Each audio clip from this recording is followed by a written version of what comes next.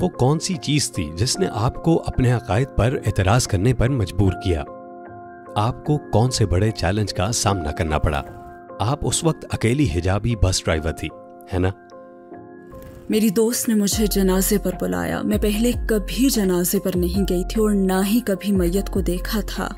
مجھ پر حملہ کر کے مجھے بری طرح پیٹا گیا. انہوں نے میری کار چرا لی جو سک میرے پاس تھی. انہوں نے میری رقم چھین لی. خدا مجھے نہیں معلوم تو ہے یا نہیں، لیکن اگر تو ہے، اور میں حیران رہ گئی. واو.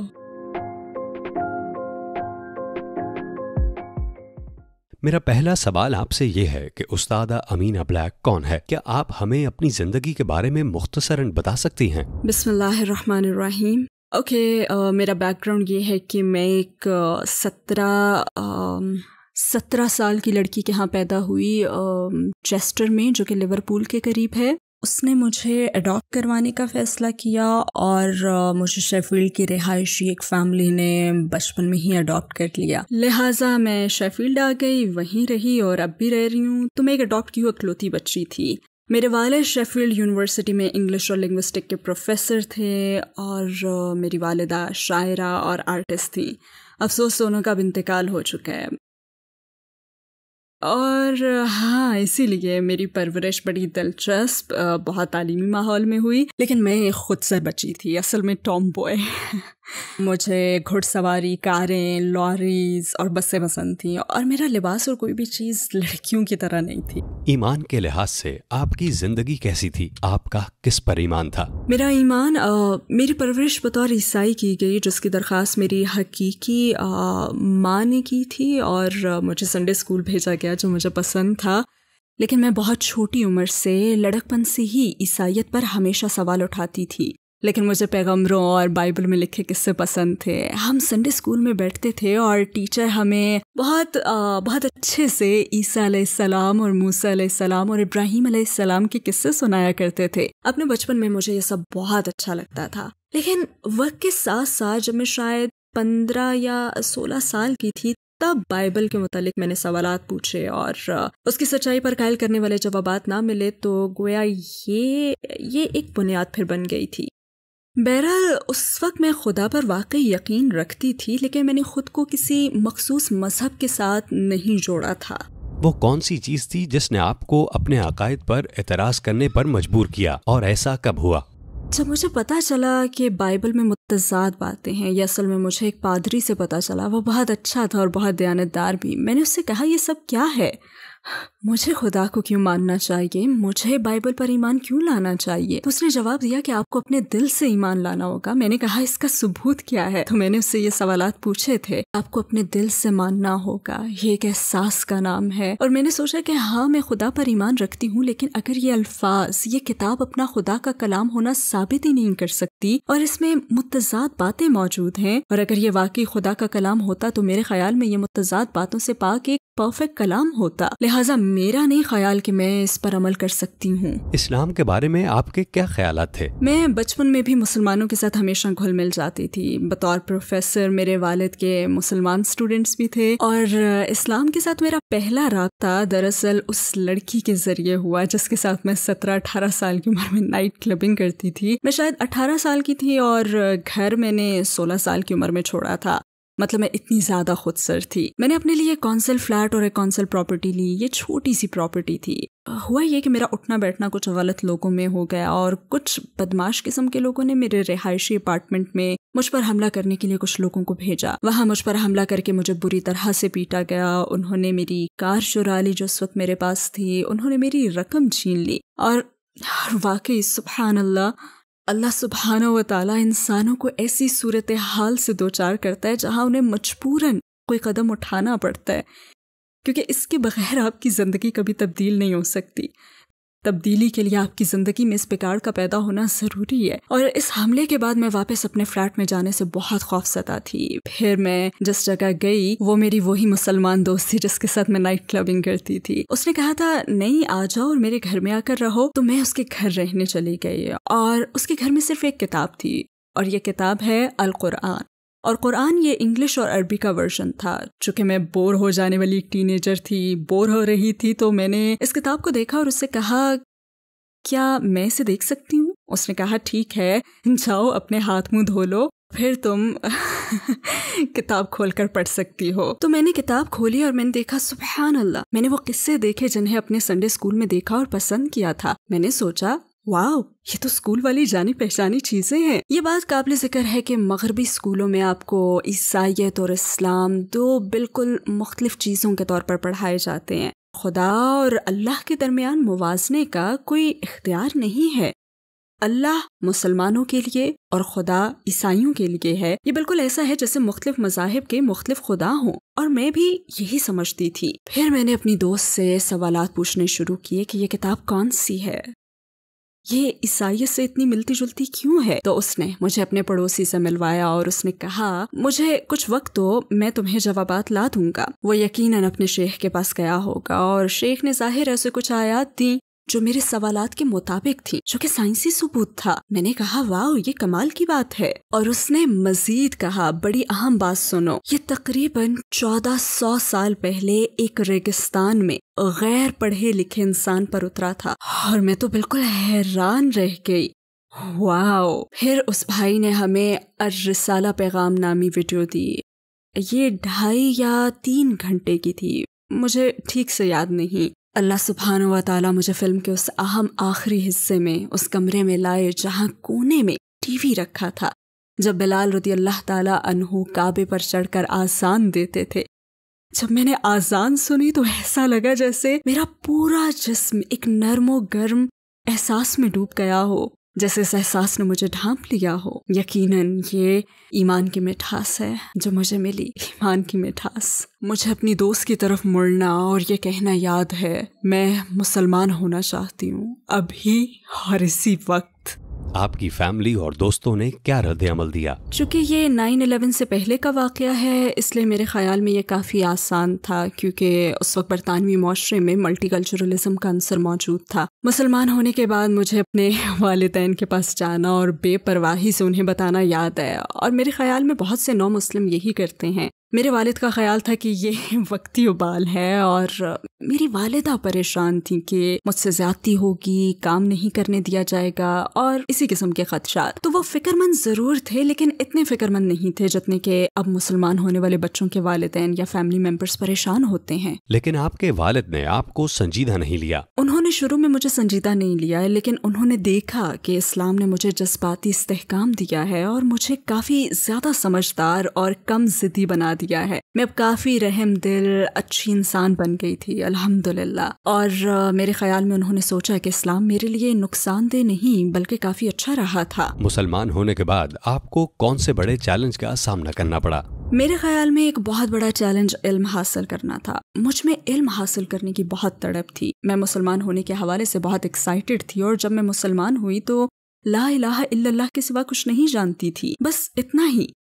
لیکن میں سوچتی تھی کہ جیسے میں دنیا کی سب سے بڑی داعیہ ہوں، کیونکہ میرے پاس یہ نئی چیز ہے، اور میں نے سوچا کہ مجھے علم حاصل کرنا ہوگا۔ اگر مجھے اسلام کا یہ خوبصورت پیغام دینا ہے تو مجھے علم حاصل کرنا ہوگا، اور یہ میرے سفر کا اگلا حصہ تھا۔ آپ یہ علم کہاں سے حاصل کر سکتی تھی، اور آپ کی جستجو کا نتیجہ کیا نکلا؟ میری جستجو بڑی حد تک روحانی جستجو تھی، لیکن اس وقت مجھے یہ احساس نہیں ہوا۔ اب ہم تنہائی کی اجنبیت کا خیال دل میں لاتے ہیں، اور بہت سے مسلمان نو مسلم اس احساس اور تنہائی کے تجربے پر کافی منفی انداز میں بات کرتے ہیں، اور بس آخری چند سالوں میں ہی مجھے اس کا احساس ہوا کہ اللہ سبحانہ و تعالیٰ نے یہ احساس مجھے عطا کیا ہے، اور اس کا تجربہ کرنا انتہائی ضروری ہے، کیونکہ جب آپ مسلمان ہوتے ہیں یا جب آپ اپنی روحانیت کا سفر شروع کرتے ہیں تو آپ اس موڑ پہ آ جاتے ہیں جہاں سب سے پہلے آپ دوسروں سے مدد مانگتے ہیں۔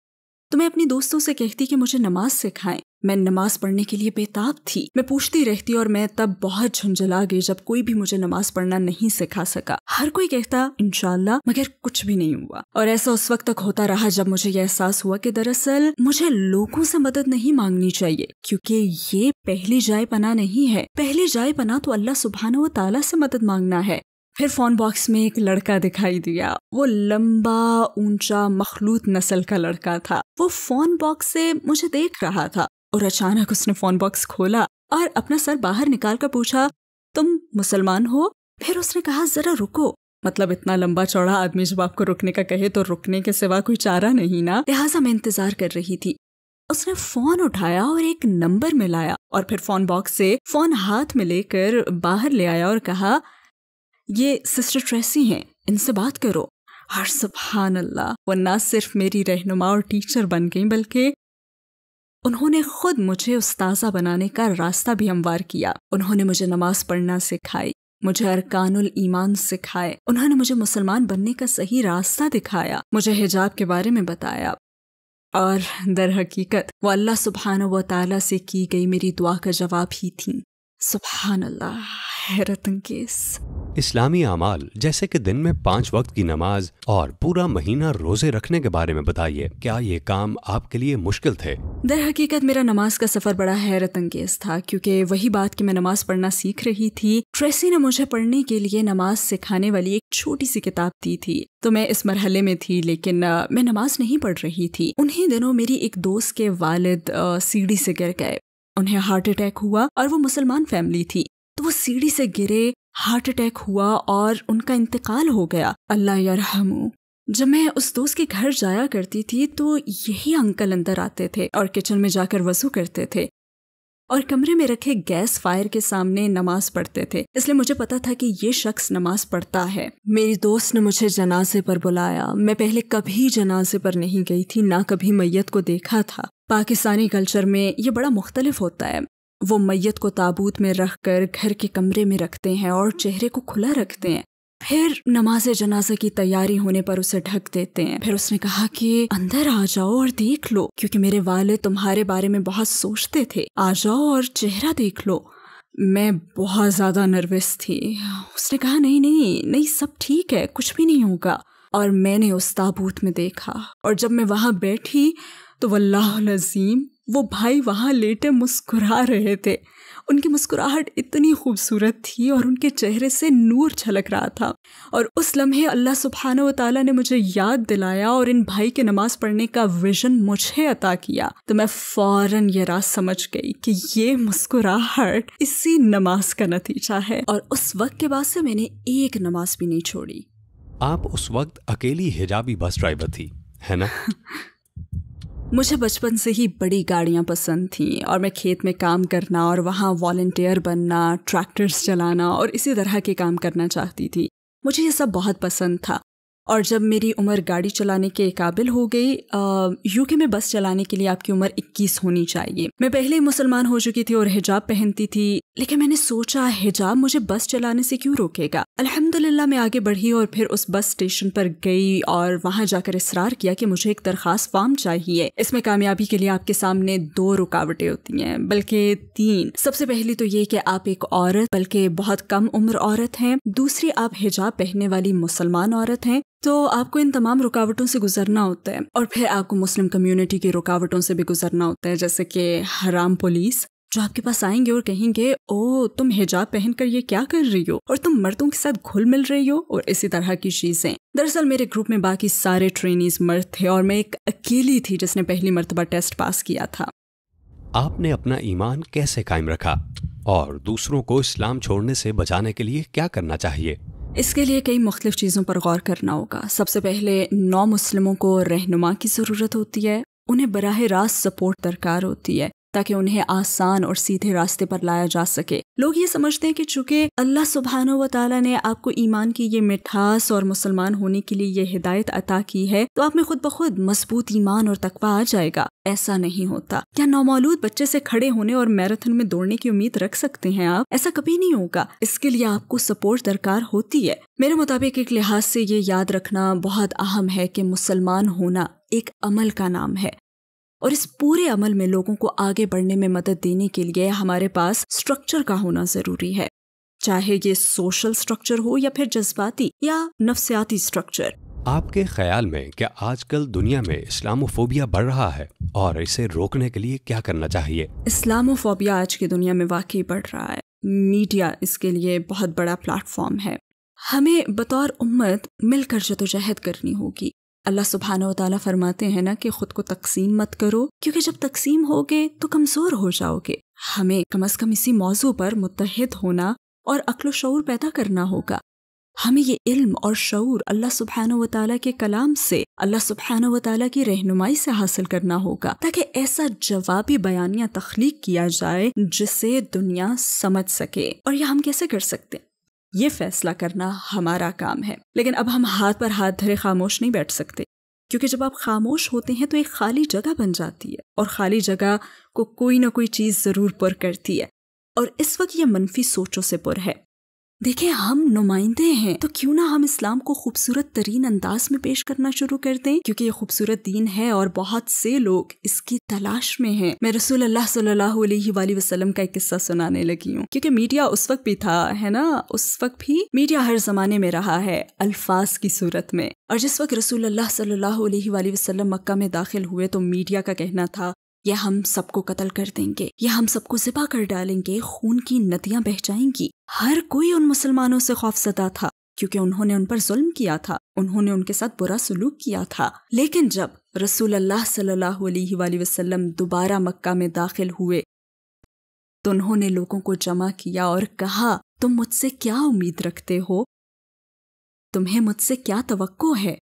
اور وہ قرآن میں سورہ یوسف کے الفاظ دہراتے ہیں اور اللہ سبحانہ و تعالیٰ کے ارحم الراحمین ہونے کا تذکرہ کرتے ہیں اور اس بیانیے کو ڈھا دیتے ہیں۔ اب ہم اگر ایک مثبت بیانیہ دے دیں تو پھر میڈیا اور سیاستدان جو چاہیں تاثر قائم کریں، کیونکہ یہ مثبت سوچ پہلے سے لوگوں کے دلوں میں ہے۔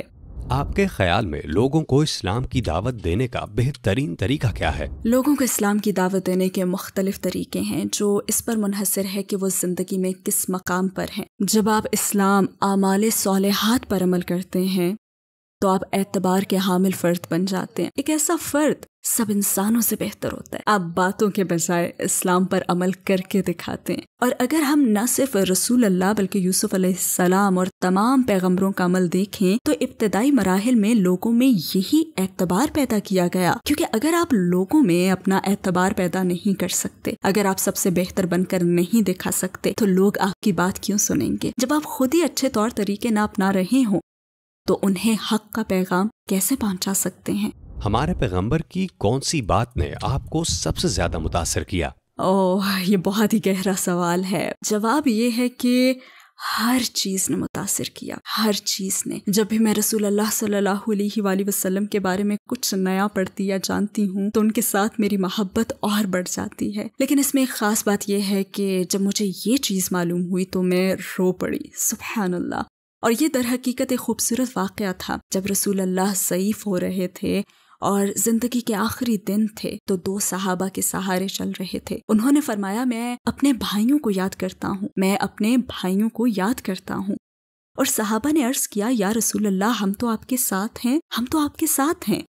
تو انہوں نے فرمایا، نہیں، تم میرے صحابہ ہو، میرے بھائی وہ ہیں جو مجھ پر ایمان لائیں گے لیکن کبھی مجھ سے ملے نہ ہوں گے۔ اگر آپ کو دنیا کے تمام مسلمانوں سے بات کرنے کا موقع ملے اور آپ کے پاس صرف 1 منٹ ہو تو آپ انہیں کیا کہنا چاہیں گی؟